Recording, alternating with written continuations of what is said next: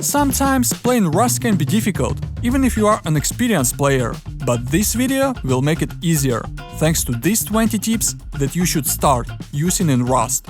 Whether you're picking up the game for the first time on a sale or a seasoned veteran, I guarantee you won't know all of this.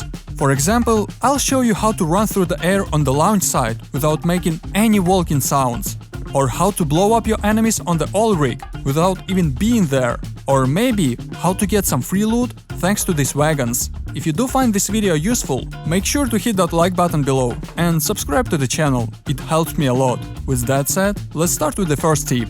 I think you've all seen wagons like this before, but you haven't paid attention to them. And you should, because it's a very easy way to get some free loot. I mean, why give up free components, fuel and other resources when you can get them almost for free? And all you need for this is some fuel, a green card and a fuse. Next, go in search of special wagons. Wagons with crates inside look like this. If you climb on top of them, you can see what's inside these boxes. Sometimes you can find up to 4 military crates here. If you need fuel, look for wagons like this. And if you need metal or sulfur, look for these wagons. Next, find a train and go to the train yard. Open this door with a green card, climb up the ladder and put the fuse in place. Use the buttons to select the wagon you want and start unloading it. Wait a few minutes for the wagon to empty and collect your loot. You can collect the fuel in this barrel, which is at the bottom. Metal and sulfur can be collected from this container next to the barrel, and you'll find the components in boxes in the wagon outside. By the way, you can completely block the train so that no one can use it. This can be useful for creating a trap, or if you don't want other players to be able to take the train. All you need to do is stand next to the cabin and place a barricade inside it, just like this. Now no one can get in there, not even you, unless you break the barricade, so this train becomes completely useless. You can easily remove the fire effect from an arrow with a simple keybind. All you have to do is press F1, open the console and write these two commands. I'll leave them in the description below. With these commands, you can change the hand display from right-handed to left-handed. When the display changes, the fire disappears, making it easier to aim at your enemies. Did you know that when you activate the crate on the oil rig, it sends out a special frequency? And if you write this frequency in C4 and hide it near the crate, then when someone comes to loot the oil rig and activates the crate, it will be blown up. There's also another useful trick on the small oil rig. If you want to get in, but know someone might be waiting for you behind the door, you can look through the gap at the edge of the doorway and see what's happening on the other side. This works with any graphic settings, so you don't have to change anything. But to use the next trick, you'll have to change one option in the game settings. If you place the door on a half wall, there will be no gaps at the bottom if you use the default settings. However, reducing object quality to 0 creates a small gap under the door, allowing you to see what's happening outside. But what's more interesting is that this gap can become larger or smaller depending on the material of the doorway. For example, a metal doorway has no gap at all, but if you upgrade it into high wall, the gap becomes just huge. So keep this in mind while building your base, because this gap can give you the extra information you need about your enemies. This is how you can turn your airlock from 2 rocket rate to a 3 to 6 rocket rate. All you need to do is add a triangle frame, and then you can add a ladder hatch in this triangle. This ladder hatch will act as an airlock and will cause some extra explosives to raid your base, and it will also protect you from pesky door campers. This is the best position on the launch side to blow up a tank and stealthy snipe those who come to steal it. But how do you get up there? There's a pole at the back of this building that you can jump onto from the balcony below, and then parachute onto the roof. The main advantage of this place is that it's impossible to climb here in any other way than by parachute, so you'll be practically invincible here. You can easily get inside the launch site without a red card using the new siege tower if you push it into this corner.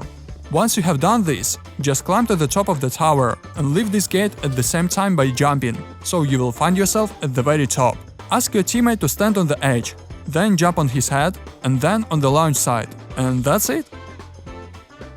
And here's the last trick on the launch side, which completely breaks the physics of the game by allowing you to run through the air without making any walking sounds. Thanks to this trick, you can hide from Bradley or catch your enemies off guard. But how to do that? First, find this rocket, it's hard not to see it. To the right of it is a container you need to run to. Next, run past the corner of the container, and you'll come to an invisible texture that will allow you to run through the air. If your teammate gets shot as usual, and you don't have much time to pick him up, you can use this simple trick.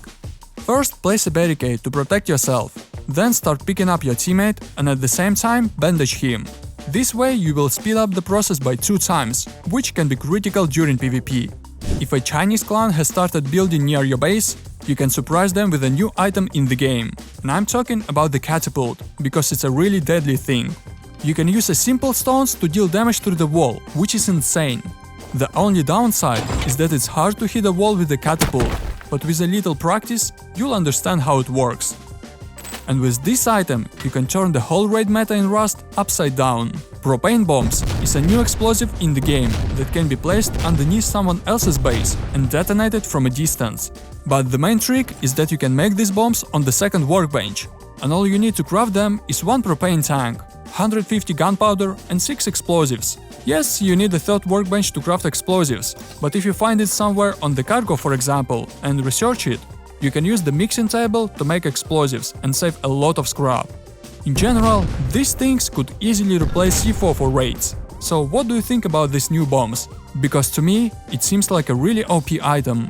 And if you want to raid completely safely without even leaving your base, you can do that too using a turret. If you build a small base with a computer station, generator and turret outside, you can connect to the turret and raid someone else's base using explosive ammo while being completely safe. If you find an AK or other items and want to save them, place a shelter, then hide some small stashes in the corner. Put all the important loot in them, and cover the stashes with a large box, and at the end, just put some trash loot in this box to create a distraction. Even if you do get raided, it's unlikely that anyone will break the box, so you'll definitely be able to keep the good loot. But what's even more interesting is that you can do the same in your base. You can pick up the box and throw valuable items underneath it. Then place the box back and put some decoy items in it, like you did in the shelter. I guarantee you, 9 out of 10 players won't even notice it, so you'll get to keep at least some of the good loot. You can use 2 simple keybinds that will allow you to zoom in 2 times closer. I'll leave these comments in the description and also in the comments below, so you can just copy them. And if you want to know how this bind works, you can watch SickBob's video about PvP binds. You'll find a lot of useful information there. You can become a magician for a second and perform a disappearing object trick. All you have to do is throw a paddle at a tree and chop it down, and the paddle will disappear. I don't know what you're going to do with this trick, but it looks cool. And this one, I don't even know how to comment on, so I'll wait for your opinion in the comments. Turns out you can fly through the ceiling if there's a net above you. On your screen, everything will be fine, but for other players, it will look very strange, because half of your body will stick out through the ceiling. I'm sure this trick could be used to build a bunker. Perhaps you have some ideas.